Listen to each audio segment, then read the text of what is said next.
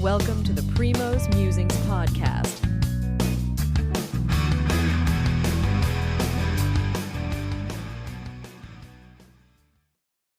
Good evening.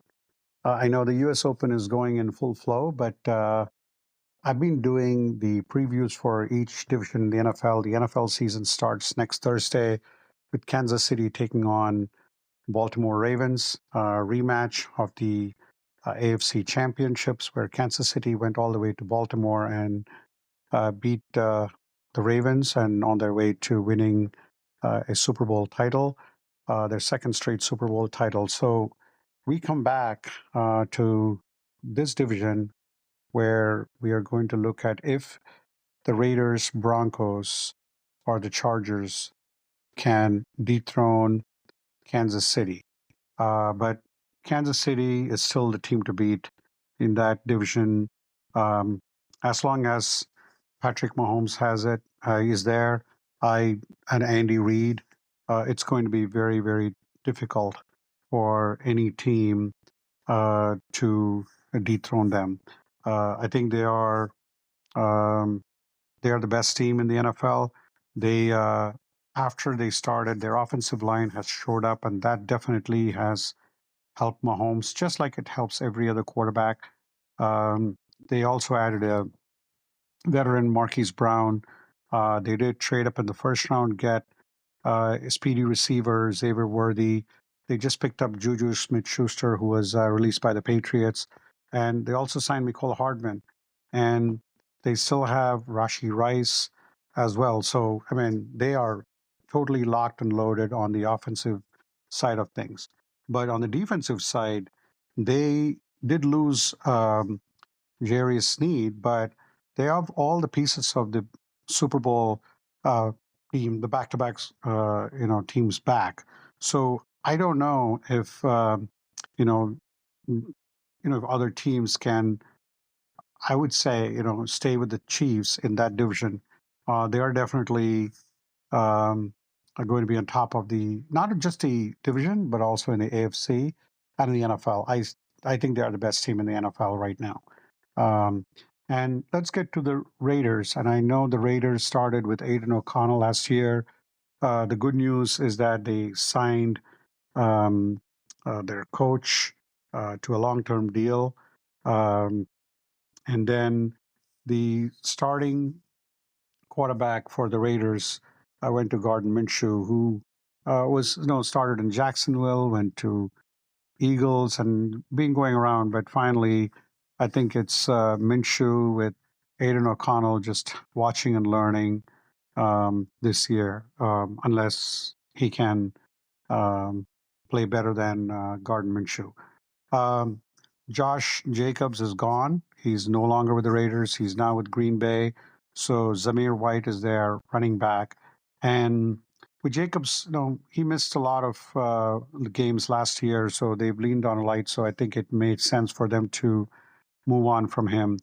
And the good news for the Raiders is that in the draft they did pick Brock Bowers, who's really set to be one of the best tight ends, but I think he can also be a big slot receiver too.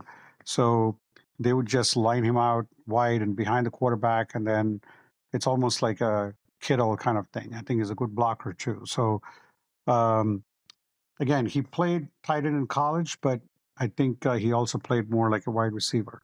They did add like defensive tackle and Christian Wilkins, so they have some pieces, but to compete with the Chiefs on a day-to-day basis, I think probably need more than that.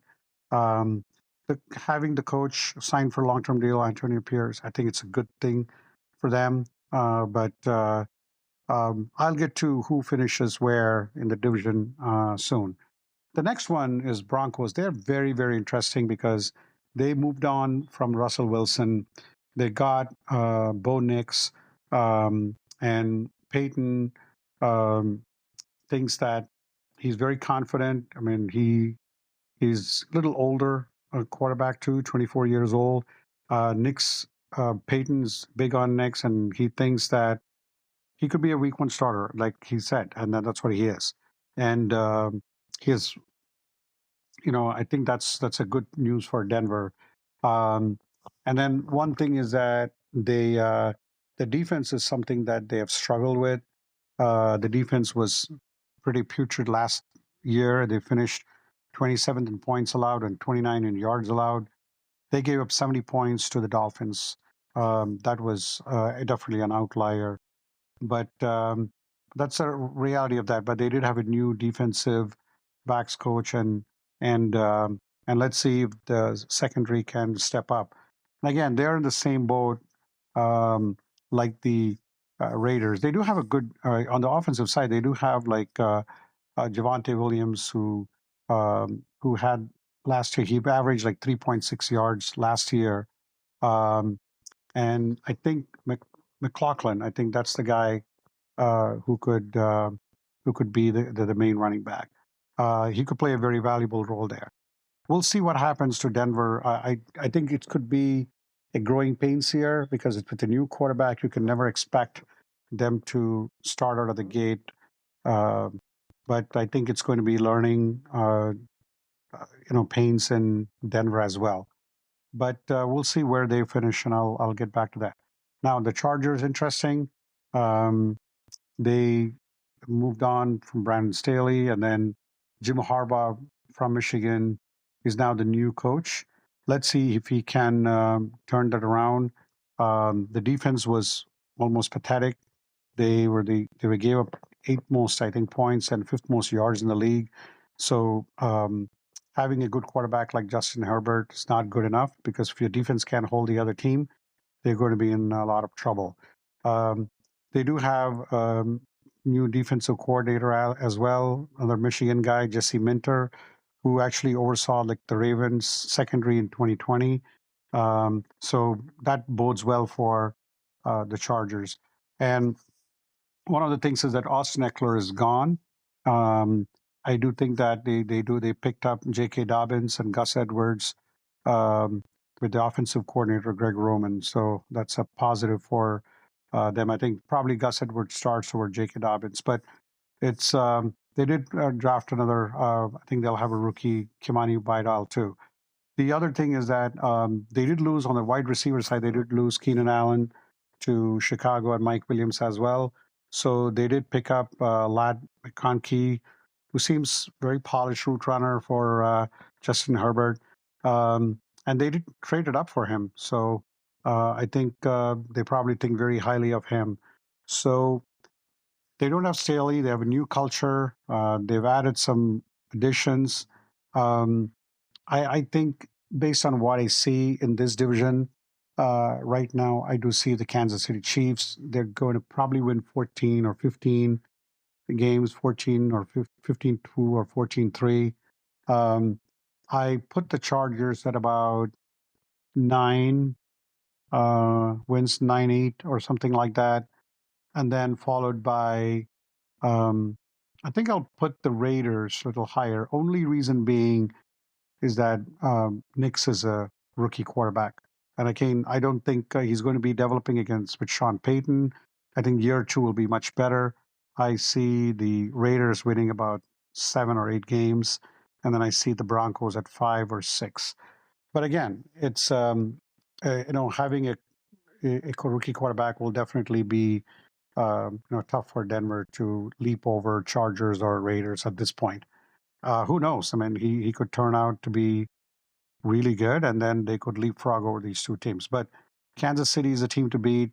The two-time Super Bowl champion are going for the third straight, which is going to be unprecedented in today's day in NFL. And that will be just incredible if they can pull that off. But all the other teams will be ready, including we'll get to like the AFC, like whether Aaron Rodgers or Joe Burrow or even like Lamar Jackson can give them um, any kind of run for their money in the AFC. So that would wrap up my analysis for AFC West. We have a few more days before the NFL season starts, and we'll wrap up with AFC South and AFC North. And we'll be ready for the NFL. And maybe I will do another podcast with my predictions for division winners, and then maybe wild card and the playoffs as well. But let me think about that. But with that, I think it's a wrap. Thank you so much for listening. Have a good day. Thank you for listening. Primo will be back soon.